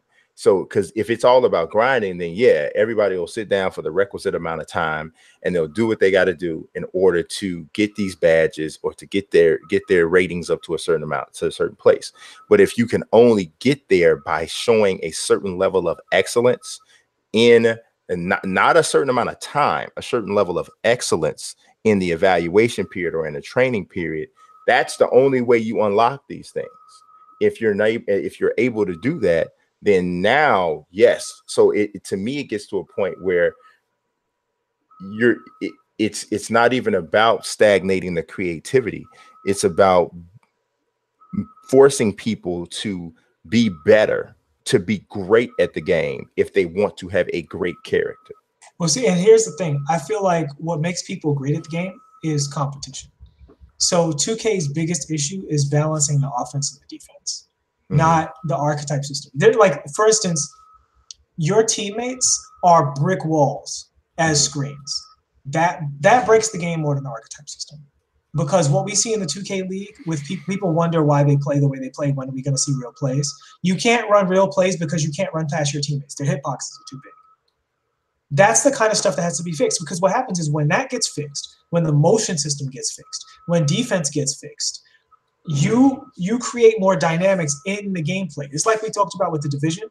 The game is more dynamic. That's why I find it so satisfying, because the engagements have more ways that they can happen. With 2K, because of the way the screens work, both teammates and the opposing people, because of the way speed isn't really a factor in the game. Fixing speed alone completely changes the game, right? Speed is bad in the game. For some reason, really slow players can catch up to really fast players almost no matter what. I saw Zubac in my career catch up to, oh my God, who was it? It was like a really fast player, like somebody crazy, like Westbrook, I think it was. Like he was chasing, yeah, it was Zubac chasing Westbrook. And he caught up to him in the open court. Yeah, I mean, like, so that's what I'm saying. Like, what you guys are saying, I get it. But what you guys are saying would be even more broken if 2K doesn't address the sandbox first. They have to fix the sandbox. And I think what they can do to make the sandbox more flexible, to go back to the masterwork thing, if you want it to be skill-based, just have the masterwork be unlocked in each individual game mode by wins, right? So after 200 wins in the park, you get masterwork, whatever, one masterwork ability in the park. Same thing for Pro-Am / Rec Center, because they're the same game mode. The same thing for My Career. You don't get it in My Career and then bring it over to Park. No, you have to earn your stripes against the competition relative to that mode. I think that would allow you to add that individuality through skill, because you can't grind out 100 wins against people, because they're people, right? You have to beat them. It's not a given like it is against a CPU. And what that does is that makes sure that people actually are skilled, and that you didn't arbitrarily put out something that's eventually, once one person figures out the trick, it goes up online and everybody knows the trick. Now everybody has it, and your sandbox is running. Yeah, no, I don't think that you have going that route. And I'm not even sure that the person that asked the question, if Freeze is talking about the same thing. I'm sure he's not talking about what I'm talking about, because I haven't heard anybody necessarily go, use it or try to, repeat the idea, or either come up with the same type of idea that I have for changing the entire archetype system and changing just my idea is to change the archetype and the progression system. But I don't necessarily think that should be the case for just casual play. My idea is almost specifically for what I would call a pro setting that I think should be in My Career or in the neighborhood. And I think this is to help to facilitate and to feed the NBA 2K League. I think you need a real division between the casual player and the competitive player from a objective standpoint, not just from because one of the things that, you hear most of the players talking about is when they played in the combine, not everybody that was there for the same reason. And you could tell by how they played in the way that not even the quality, just in the way they took the game, right? And I think that separating that would kind of help. And the idea that I have, which removes that traditional archetype system and changes the player progression and puts it all on skill rather than grind, I think that helps that. I don't think that it would break the game because you're not going to see the same level of it's not, first of all, you're not even going to see the same level of engagement because this is not a mode that's for everybody. This particular function is not for everybody. But here's my thing though. In every other great esport game, right? You talk about Rainbow Six Siege, any of the fighting games, Overwatch, what have you, they're playing the exact same game that I'm playing. That's what makes it so amazing, is that I have a direct comparison. But I think the difference though, I think the difference is that this is where I don't, this is where I think we always disagree. I don't think that you can base what 2K needs to do with their esports vehicle based off of other esports vehicles. And the reason being is because it's a sports game that has an actual real life comparison. The game itself is emulating a real life sport. And with that comes a certain responsibility to adhere to the rules and the regulations that that particular sport creates. Overwatch doesn't have that same responsibility or task. Quick second. So what rules of the sport are you talking about? From a standpoint of realism, and even from a standpoint of what makes, so when you sit down and watch an NBA 2K League game, right, without even doing so on purpose, there is an expectation, right, that you're going to be entertained somewhat similarly to the way you're entertained when you watch an NBA game. You know, you want to see the same types of things. You want to be excited by the same types of things, the same things that make you stand up in your seat and go, oh, and when you watch a real game, ideally, you would want that from an NBA 2K League experience. Well, here's the problem. One of the most exciting games ever was the Michael Jordan flu game, right? Great game. That was awesome, right? Great game. But partially because he had the flu. Right. Digital players don't get the flu. Yeah, but that's one instance. No, but that's not one instance, because what does the flu do? The flu saps your energy and fatigues you, right? Physically. And yet you still have to jump over people. That happens during every game. Part of the reason LeBron James is LeBron James is because he physically didn't get tired the way other people got tired for most of his prime. He was just a complete machine. He just didn't miss games. The counterbalance to that is, say, Anthony Davis, who is probably roughly as talented as LeBron James overall, except in one key area is that he's not as durable. Right. I would. So let me finish real quick. Without adding in-game humanity to it, the humanity of all esports, and again, this is no exception, all competitive games, is how you apply your mind in cooperation, team-oriented things, your personality, and your skills on the actual controls inside the dimensions of the game.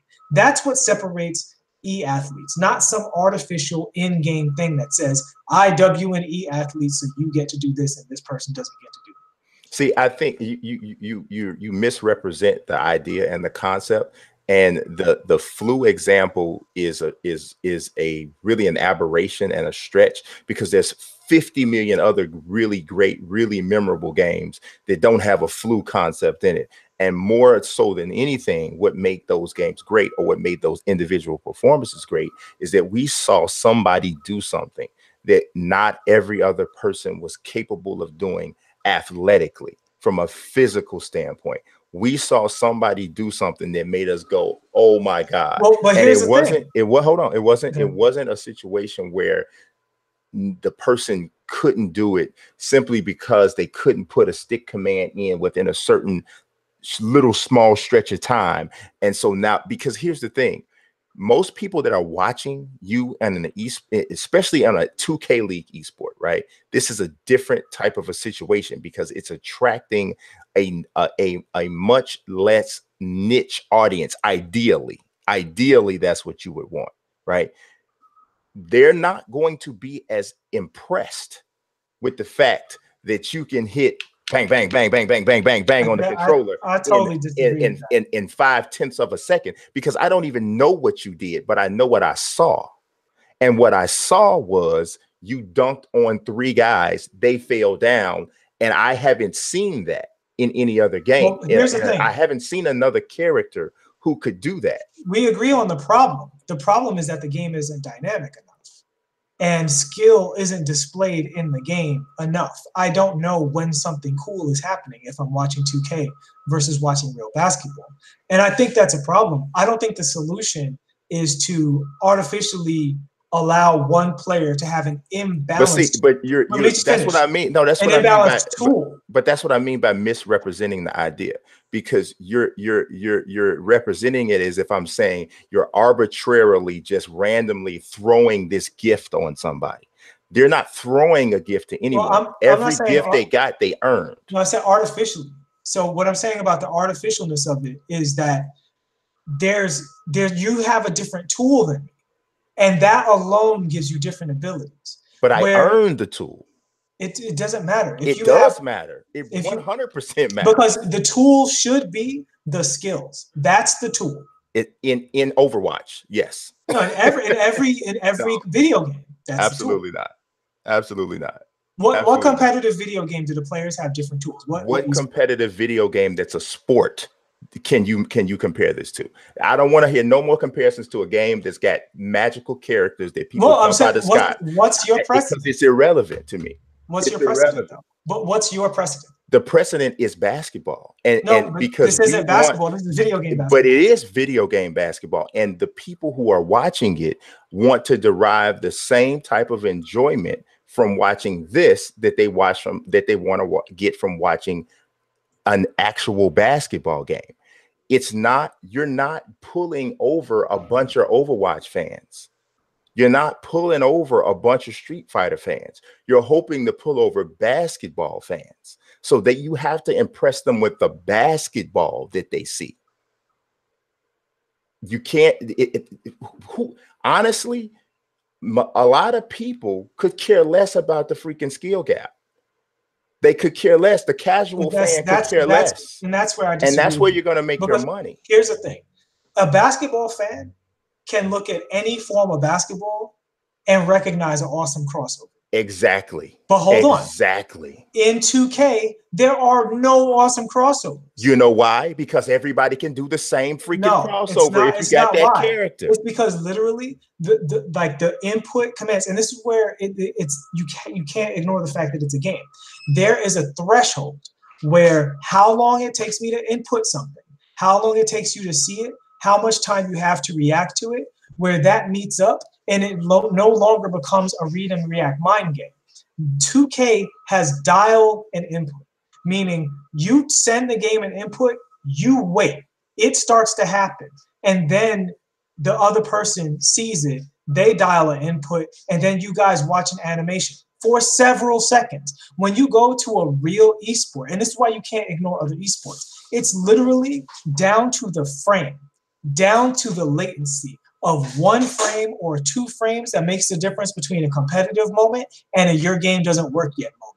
And 2K has, out of all esports attempting to be an esport, the most input latency, the most animation recovery, the most startup. So the idea that the archetypes is a problem before the startup animations, I'm sorry, B, is totally ridiculous. The crossovers in the game should work. You know what game has that it does work? Madden. A juke in Madden looks like a juke in football. You see a guy, icon over. I don't think you would hear the same thing from Madden players. You see a guy icon over to a cornerback, and some dude catches the ball, and he just gives him the left, right. And he actually got fooled because the inputs are just quicker and better in Madden, and because they don't have to constantly control the players, because most of the players are controlled by AI. So when Madden gives you control, it can basically give you absolute control. 2K never gives you real control, and that is by far their biggest obstacle, because the game never looks cool. Well, it never looks cool. I don't think this was a debate about whether or not this was the biggest obstacle or not. So I don't say, and I don't mean to say that if you change or you take the archetypes out, then now you fixed everything. That's the furthest from it. And I'm saying, if you fix speed, if you fix input latency, if you fix animation recovery, if you fix startup, you do fix mostly everything. I still don't think you fix this particular aspect. And I think we're also talking about two different things. I'm talking specifically, almost specifically about 2K League play and people who aspire to play on that level. That's almost entirely what I'm talking about. And so I'm talking about what looks good to a fan. I'm not even talking about what necessarily feels good to a person who wants to play in this area. That I'm talking about to a fan. To a fan, when you're watching the 2K League and when you're watching those games, the constant references to the archetypes and then the limitations that this person has and that person has in basketball, that's a turnoff. Because that's not how basketball is played. But here's the thing: that's not how basketball is played. And this is your idea is completely theoretical. That they're supposed to bring in this other audience that doesn't like video games. That's just business. You can't depend on a business model like theirs cannot depend on a hardcore community that is at best 40 to 30,000 people. Well, see, here's the thing. It's only 40 to 30,000 people because they're ignoring the 10 million people playing 2K. Like, literally 2K. The fact is that not all of those 10 million people are going to want to play Pro-Am. Even watch Pro-Am. That's the difference. See, Overwatch, out of their very, very large user base, a significant percentage of just those people is enough to hold up the Overwatch League and have them have giant arenas in California and rent out the entire Barclays Center. You know what I'm saying? They can rent out the actual arena where the Brooklyn Nets play on the strength of only the people, the quote-unquote hardcore community. When you sell 10 million copies of a game, 20 million copies of a game, that's not a hardcore community. That's enough people to hold up your viewership. But here's the thing. The variations in modes in Overwatch are nowhere near as diverse as they are in 2K. That's why 2K segmentation that would only matter if it wasn't for the fact that 90% of like the 2K base is playing Park Pro-Am in my career. Like they talk about it all the time. They are close. It's close to 90%. My team just named Pro-Am in my career. They're playing my career and they're playing Park. Okay, everybody else, my career, Park, and my team. Every other aspect of the game is splintered out. The bulk of the players play those three modes. That's been told to me by several people at 2K. So they're when you're playing Overwatch, for the most part, everybody's playing the same game.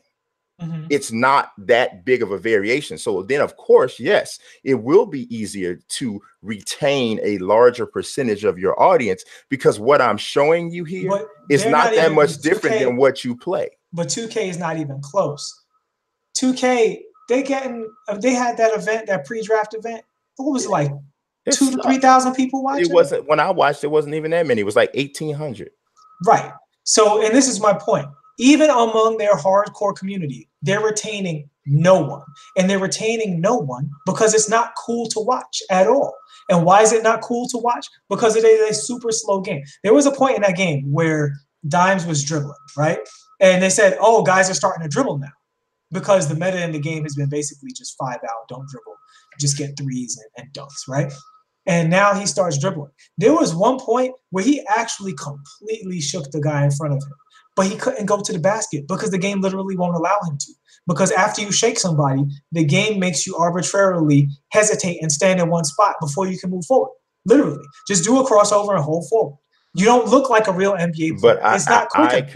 I contend that I don't have I don't disagree with that, what you're saying, but I contend that if we're doing what I'm saying, you remedy that as well. Because it's all about individualism. That's what it's about. Dimes just put on a great individual move that would have allowed him to stand out. He would have just done something that made you go, ooh. But because the players are too similar, and no, it's not that the players are too similar. It's that the whole game is too flat because, as my man said in the chat, the sports science in the game is bad. No one in the game is explosive. No one. It's like you're playing. Is explosive enough to expose their individual gifts. No, what I mean is when I say they're not explosive, I mean physically in the game. No, I know what you mean. You can't chain animations to do something too fast for the defense to react. What you're doing is you're relying on the defense being carried into animations that they don't want. That's how you win in 2K. I'm constantly getting you to try to get sucked into an animation where you can no longer use your one tool to play defense. And what's your one tool to play defense? Well, actually, you have two tools. One, that after I do something, I can't move for several frames. And two, that recovery is extremely overpowered. And as long as you get within this giant circle, you can press the triangle or Y button and contest my shot. Right? So you have that tool, and I have the tool that if I can get you to be stuck trying to get your player to turn while I get into one of the faster animations, then I win. That's the entire basis of 2K. And as long as that's the basis of 2K, then you're going to have the problem. If you simply added the ability, if you just gave Dimes the ability to cross somebody over and get into the lane and make a layup, I know, crazy, mind-blowing that you'd be able to do that in a basketball game. He would be such a problem that his skills would separate him from so many people and force teams to change their defense according to him. It would add dynamism to the play. And until you do that, everything else is just putting a Band-Aid on an extremely broken competitive game. Yeah, I don't, like I said, I don't disagree with adjusting and even reworking gameplay aspects. But I think that there is absolute value to having someone build their character and build their character in a process that they attain these skills or they attain these abilities because of their my idea is too long to explain in this format. I've written about it before, so it may sound like I'm just throwing out a concept that doesn't connect necessarily because it's actually too big to fully explain in this place. You would know that I'm not actually saying that fixing these gameplay issues aren't that isn't important. That's not what I'm saying. But what I'm saying is there needs to be a way. I don't like the character concept in a sports game that is an esport. I don't like the character concept because that is not how sports work. And if you want to make an esport that's a fighting game or whatever kind of game, then that's fine. Go ahead and do that. And there are certain rules to the balance that takes place in that environment that totally makes sense. But in a sports video game, let's make it a sport. Let's make it a sport. So that's just my take. Let's make it a sport. So, but we went way over on that one. I did not think we would. I thought we were going to get into the chat a little bit, but we're going to go ahead and check it out from there. But I appreciate everybody coming through as usual. And this is what happens when y'all get us arguing over esports, y'all. I'm telling you, because we see it differently. We see it the same in some ways, but we see it differently in many ways. I am definitely I'm more into the sport than the E. So and that's where we disagree, because I don't think you're choosing either or. I think what it is that when you give players the room to display their skill, and individual talent can really rise to the top. I think players are so special in those skills that you can give two people that's the tools that should theoretically be the same, and it's totally different. And it's just a matter of making the game great enough that those things manifest in different ways. So we use the example with Dimes, but I'm willing to say, let's see what we can do about an athletic archetype that's like that. Let's see what we can do about a shooting archetype that's like that.